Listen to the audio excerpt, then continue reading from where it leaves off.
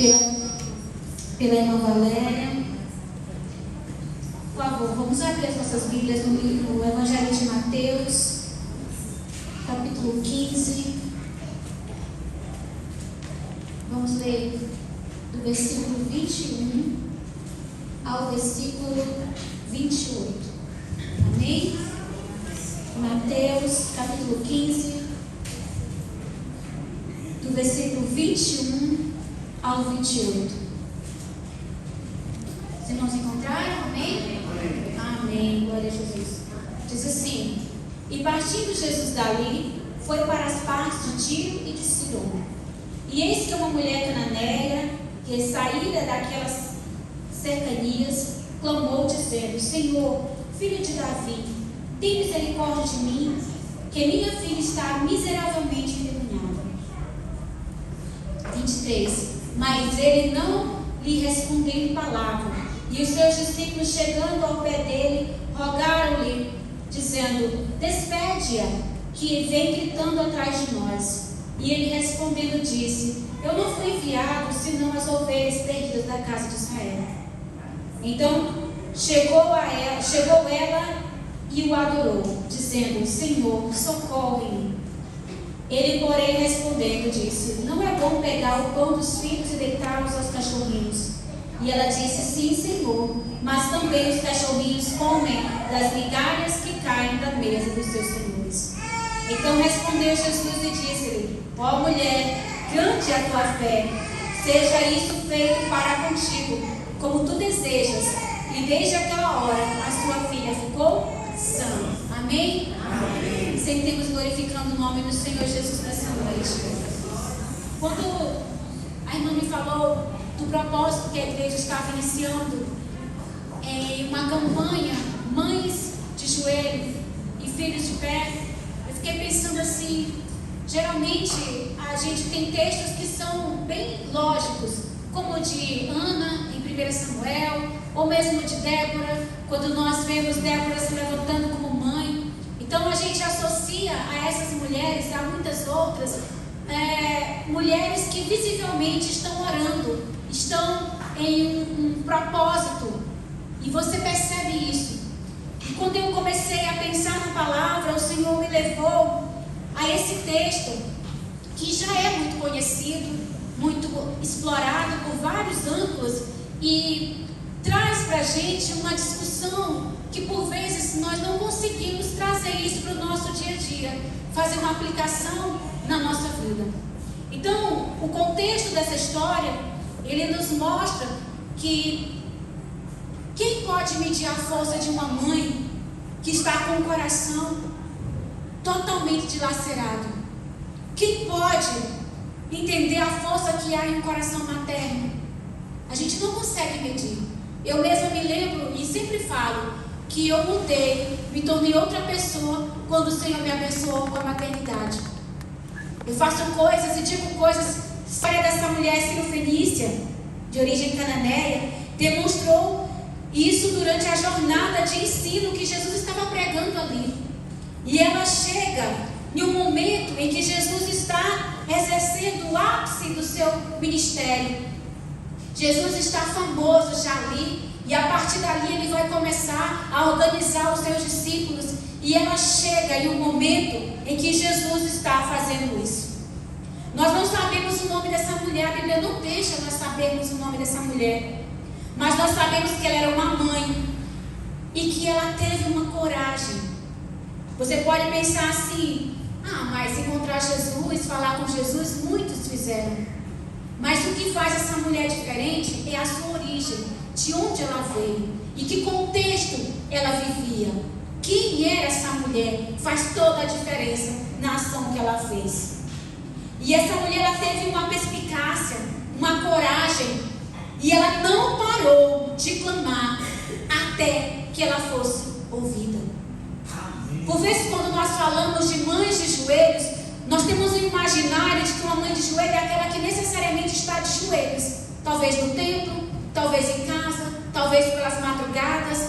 Mas nós aprendemos com essa mulher que o que significa estar de joelho não é necessariamente você estar fisicamente de joelhos dobrados, mas uma mulher que não para de clamar. E nós vamos aprender com essa mulher nessa noite, que ela estava de joelho mesmo não estando de joelhos. Porque uma mulher de joelhos é aquela que não desiste dos seus filhos. Amém? Amém. Aleluia. Então o que nós aprendemos com essa mulher que não tem o nome mencionado nas Escrituras? Por que ela é tão relevante para nós dentro desse propósito? Por que essa mulher nos ensina? O que nós aprendemos com ela? Então, se a gente olhar bem de perto um pouco a história dessa mulher, nós vemos que ao final da história ela vai se parecer com todas nós. Você vai ver que ao final dessa mensagem você vai olhar para aquela mulher e você vai se identificar com ela. Você vai dizer, pode ser que essa mulher se chamasse Rejane, pode ser que essa mulher se chamasse Maria, pode ser que essa mulher se chamasse Valéria, Valquíria, Antônia. Aquela mulher era de uma origem, de uma nacionalidade sírio-fenícia, que pertencia a um povo reconhecido por serem violentos, por praticarem uma religião perversa, e que praticava, além de todas as coisas terríveis, como a prostituição no templo, também sacrificavam crianças. Aquele era um povo reconhecido por práticas terríveis e que eram declarados inimigos de Israel. Eles eram os arqui-inimigos de Israel. Havia neles ali coisas que eram totalmente adversas àquilo que o Senhor fazia pelo povo e esperava do povo: santidade, santificação, adoração a um só Deus. O contexto que aquela mulher vivia era um contexto político e espiritual totalmente decaído, totalmente perverso. De onde aquela mulher vinha colocava ela totalmente distante da cultura e da forma de cultuar do povo de Israel. Ela vivia em um contexto totalmente adverso. E ela chega aí ao encontro de Jesus. Não sabemos quanto tempo ela andou, como ela se apresentou, mas nós sabemos que ela foi ao encontro de Jesus. Queridos, se nós pararmos para pensar, muitos de nós viemos de contextos bem adversos do que nós temos hoje. Muitos de nós viemos de lares, por vezes disfuncionais, por vezes por lares abusivos, violentos. Quantos de nós tiveram pais separados, tiveram mães que não conseguiam dar um amor que elas não tiveram? Quantos de nós tiveram filhos convivendo com rebeldia, com apostasia, que iam totalmente na contramão do que você tem colocado os seus filhos para viverem? Pessoas aqui vieram de lares muito terríveis, mas o Senhor me diz que apesar de onde nós viemos, isso não determina o nosso futuro, não determina o futuro dos nossos filhos, não determina o futuro da nossa alma, do nosso espírito no Senhor Jesus. E a Ele toda a glória, a Ele todo o louvor. Então os lares muitas vezes os nossos lares passados, por vezes poderiam manifestar coisas que nós hoje lutamos para não manifestar na vida dos nossos filhos. Nós tentamos não reproduzir aquilo que foi feito por nós no passado ou na nossa família. Então nós precisamos entender: o nosso passado não determina o nosso futuro. Amém? Amém. Aquela mulher rompeu com a barreira cultural e religiosa. Para você estar aqui, houve um rompimento, muitas vezes, que o Senhor levou você a romper. Romper com a forma como você foi criado. Eu não vou criar os meus filhos assim. Romper com a forma como você foi tratado. Eu não tratarei os meus filhos assim.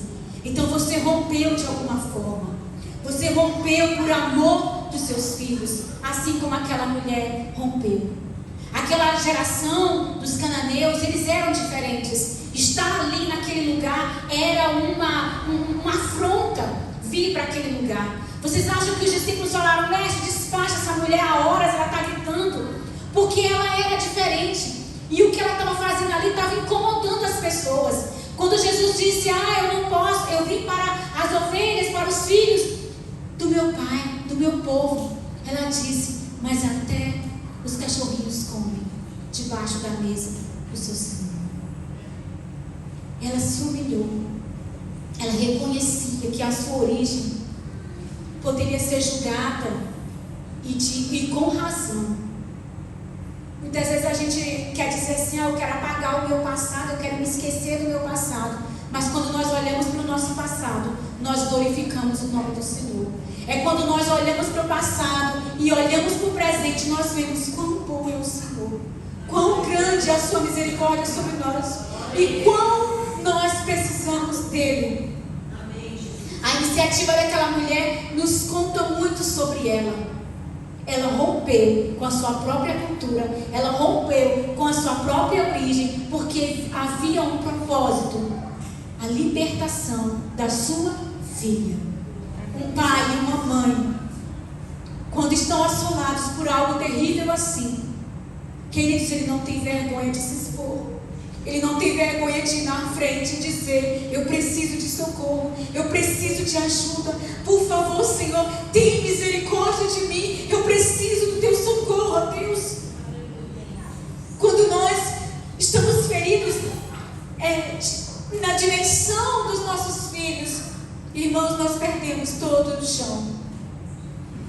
A gente pode estar desempregado, sem saúde física, sem perspectiva, e a gente vive, mas não toque nos nossos filhos, nem por um só segundo, porque tocar nos nossos filhos toca no nosso âmago, no íntimo do nosso ser. Então poucas pessoas teriam a coragem que aquela mulher teve.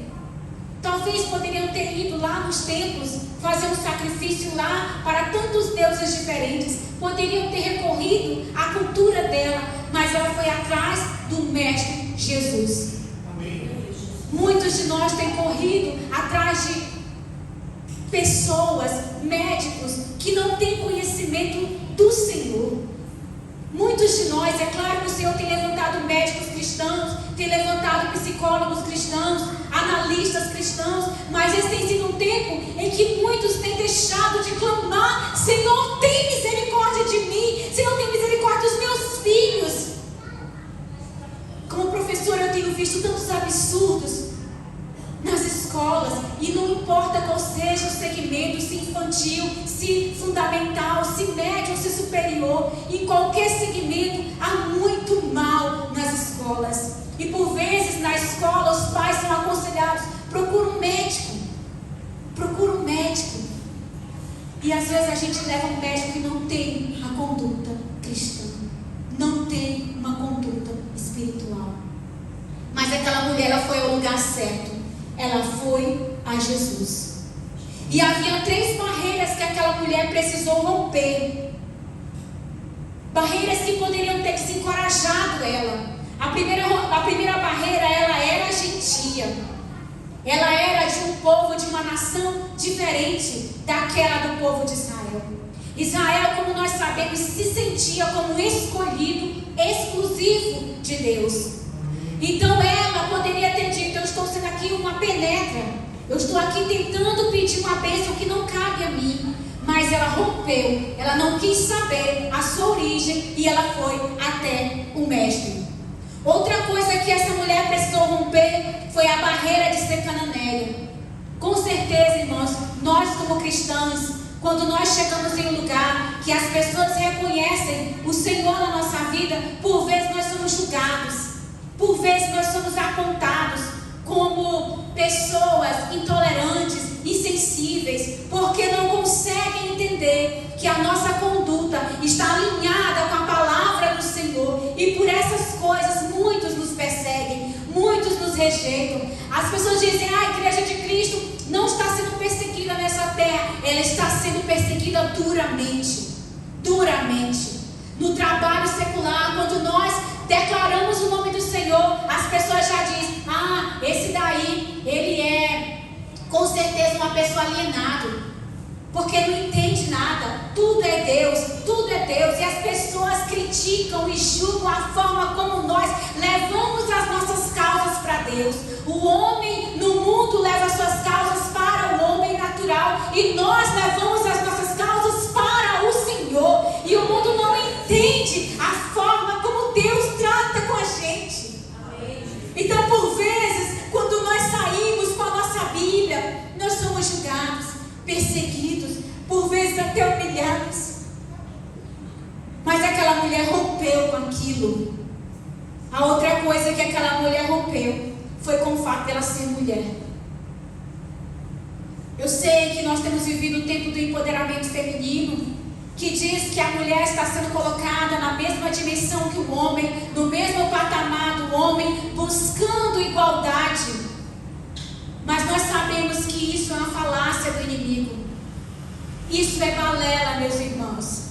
Esse empoderamento em nada tem a ver com realmente um lugar de respeito, com realmente um lugar de igualdade. Todos somos iguais diante do Senhor. Não é o empoderamento que nos coloca de igual pé com o homem. Não é o empoderamento, é Jesus, que quando nos criou à semelhança de Deus, nos fez livres nele. A busca por essa separação de uma mulher que quer ocupar uma posição que não lhe cabe, vai gerar nela transtorno, vai gerar nela lacuna, vai gerar nela ansiedade e muitas vezes sensação de insatisfação e incompletude. Porque quem nos completa é o Senhor Jesus, e Ele fez um plano perfeito para nós. Amém. Todas as nossas especificidades foram feitas de acordo com a vontade de Deus. Então aquela mulher, nós sabemos que naquela época a mulher nem podia falar em público, e ela rompeu com esse lugar. Queridas, são muitas barreiras que nós temos que transpor ainda hoje. Muitas vezes nós, como mães, como mulheres, como filhas, nós precisamos andar na contramão do mundo, andar na contramão daquilo que às vezes até nós somos ensinados de maneira errada. Nós precisamos pautar a nossa vida de mulher, de mãe, de esposa e de filha na palavra do Senhor. Não há outro direcionamento, não há outro lugar, não há outra literatura que nos instrua melhor do que a palavra de Deus. Então nós vamos na contramão do lado de onde nós viemos, nós vamos na contramão do mundo. E nós podemos declarar pelos nossos filhos: não passarão pelo que eu passei. Os meus filhos não viverão o que eu vivi, porque talvez meus pais não tinham o conhecimento que Deus me permitiu ter hoje. Quantas vezes eu converso com meu esposo e digo: amor, nós somos muito feridos, mas o Senhor nos curou, o Senhor nos restaurou, para que os nossos filhos sejam curados, para que os nossos filhos sejam restaurados. E não importa o que aconteceu comigo, eu serei uma mãe diferente para os meus filhos. Não importa o que aconteceu com você, minha querida, você é uma mãe diferente para os seus filhos. A mulher tomou uma atitude, ela reconheceu que era Jesus, o mestre que podia ajudá-la.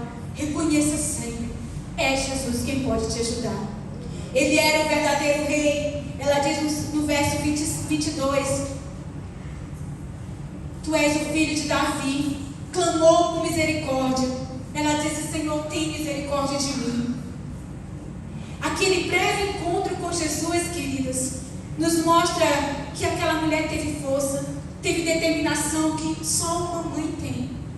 É claro que um pai tem a sua força, mas hoje aqui nós estamos olhando para as mães que se colocam de joelho pelos seus filhos. Amém? Amém. E como essa fé foi se tornando crescente dentro dela, ela expôs a Jesus o que poucas pessoas têm coragem de expor. Ela disse para ele qual era o problema da sua filha.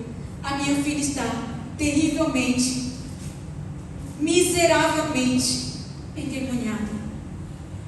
Quando eu olho para essa declaração, eu fico pensando que na atualidade as pessoas quase não têm mais falado de endemoniadas, sabe? Antigamente a gente tinha um culto de libertação, as igrejas eram cheias no culto da libertação, porque as pessoas sabiam que existia demônio entre o povo. Assim como nós estamos aqui vivendo no plano natural, existe um plano espiritual, e tudo que acontece no espiritual afeta o natural, não é verdade? Nós somos seres naturais e espirituais. E como seres espirituais, nós somos afetados, sim, pelo que é espiritual. E aí nós vemos que não adianta nós fingirmos que os demônios não existem. Eles existem e eles afetam o mundo natural. E eu fiquei pensando, Senhor, o que aquela mulher estava vivendo era algo tão terrível naquele tempo.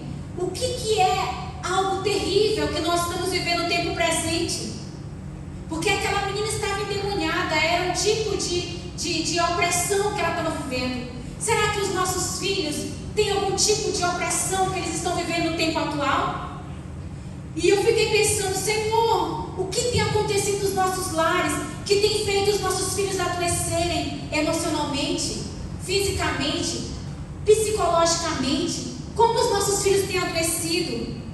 E aí o Senhor me levou a pensar que há um inimigo muito grande que por vezes está dentro do nosso lar, que é o uso desenfreado das tecnologias. Talvez você vai dizer, mas você está exagerando. Mas irmãos, se vocês forem parar para perceber, a tecnologia ela tem roubado de nós tempo com os nossos filhos e tem projetado neles, introduzido neles coisas terríveis que nós nem conseguimos imaginar. Eles falam uma linguagem que a gente não entende. Eles estão se relacionando com pessoas, sendo alimentados por palavras, por coisas que nós não fazemos o mínimo de ideia. Nós somos de uma geração anterior. Nós somos do século XX. Nós somos uma geração de entremeio. Nós viemos de um passado bem pertinho e eles são de um futuro presente. Para nós lidarmos com os nossos filhos, a gente sempre fica pegado no passado, porque no meu tempo não era assim. Eu não entendo disso aí. A gente só diz, eu não entendo. Desliga porque eu não entendo. A gente não compreende que eles estão vivendo em um mundo paralelo ao nosso lado e a gente simplesmente desconhece. Muitas mães têm perdido seus filhos dentro de casa por não conseguir vencer essa luta que está sendo desenfreada pelas tecnologias. E que tipo de tecnologias são essas? Redes sociais, jogos, músicas, vídeos, filmes, tudo arquitetado pelo inimigo de maneira bem planejada e estruturada, com linguagem que os nossos filhos são atingidos diretamente na mente e no coração. Não tem prazer no mundo real, só no mundo virtual. Não se alegram em estar junto com a gente, vivendo a vida real. E que atitude é que nós devemos tomar? Eu clamo ao Senhor, Deus, o que é que nós vamos fazer para que a gente possa vencer como Senhor? Como mulheres que vieram do século passado e não tomem isso como pejorativo, mas porque sim, nós nascemos no outro século. Nós não estamos totalmente preparados para esse novo milênio. Achamos que estamos, mas não estamos. Muitos rejeitam, eu não entendo. Muitos dizem, eu desliga porque eu não sei, é coisa do diabo, mas eu não sei o que é. Não compreende. Então nós temos que buscar ajuda como aquela mulher. Nós temos que pedir socorro. Nós temos que pedir socorro. E esse socorro só vem de Jesus. Muitas vezes a nossa própria irmã de oração está tão perdida quanto nós. Muitas vezes aquela irmã que se ajoelha do nosso lado está tão necessitada de auxílio quanto nós. Então ela está de joelho, mas quando ela se levanta, que ela entra dentro de casa, ela grita, meu Deus do céu, ninguém come mais nessa casa, ninguém senta mais na mesa, ninguém vai mais, ninguém conversa mais. Ela sabe que tem algo errado, mas ela não sabe como resolver. Nós precisamos de sabedoria do Senhor para agir com os nossos filhos, queridas.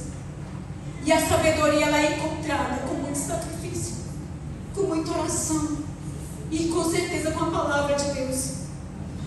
Não espere que os seus filhos vão estar de pé somente você orando. Você tem que orar e agir. Você tem que orar e se levantar. Você tem que orar e clamar. Você tem que orar e aprender com eles, a conversar com eles. Por mais difícil que seja a conversa, olhe nos olhos.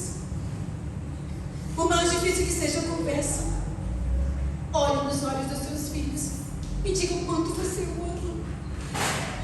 O quanto você também está perdido, precisando deles. Então essa atitude da dependência, da busca do Senhor, ela fez com que aquela mulher rompesse com a cultura, com a religiosidade, com a vergonha que ela passou. E ela foi até Jesus. E o que a gente vê Jesus dizendo para ela? Ele diz: ó mulher, grande é a tua fé, seja isso feito para contigo, como tu desejas. O que deseja o seu coração? O que deseja o seu coração, minha querida? Saiba que só Jesus pode. Ele pode mover a sua casa. Ele pode mover tudo aquilo que está rachado, quebrado, partido. O Senhor quer restaurar os nossos lares. O Senhor quer restaurar a aliança com os nossos filhos. O Senhor quer restaurar o futuro dos nossos filhos. O Senhor quer colocar os nossos filhos em lugar seguro.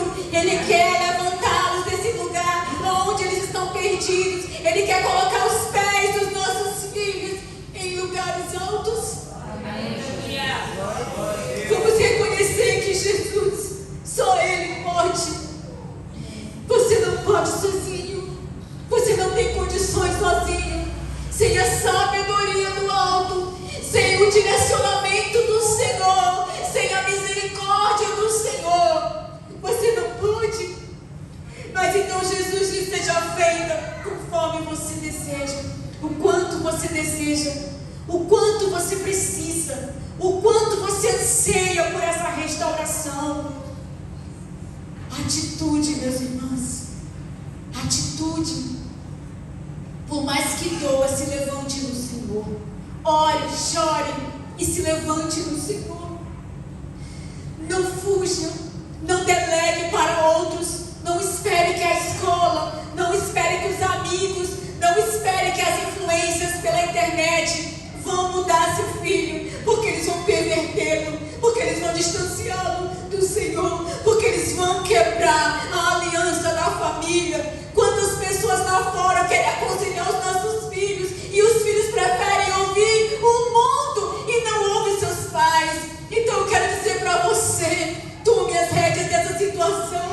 Decida nessa noite: Senhor, tem misericórdia de mim. Me socorre, Senhor. Eu não consigo sozinha. Eu não consigo. Eu me prostro diante do Senhor e eu declaro sobre os meus filhos: nenhuma maldição vai prevalecer sobre meus filhos, sobre a minha casa, sobre a minha geração, sobre as minhas gerações, sobre os filhos dos meus filhos. O nosso Deus quer fazer isso e Ele vai dizer para você: seja feito conforme a tua fé. E o Senhor se agrada de você nessa noite. O Senhor se agrada do propósito que Ele tem colocado no teu coração. Por mais que doa, por mais difícil que seja, por mais dolorosa que seja, o Senhor quer fazer um milagre na sua casa. O Senhor quer limpar as pessoas que têm contaminado os seus filhos. Ele quer tirar as influências ruins. Ele ama seus filhos mais do que você. Ninguém ama seus filhos mais do que o Senhor. Ninguém cuida dos seus filhos melhor do que o Senhor. E nesta noite o Senhor quer trazer cura sobre os lares. Eu gostaria muito que você se colocasse de pé aí onde você está. Glória a Deus. Eu quero fazer uma oração por nós, mães, pais, aqui nessa noite. Eu quero que nós coloquemos nessa hora diante do Senhor nosso maior bem. Não a nossa casa, não os carros, não o emprego, mas os nossos filhos, a nossa maior herança, aquilo que Deus colocou nas nossas mãos, para que nós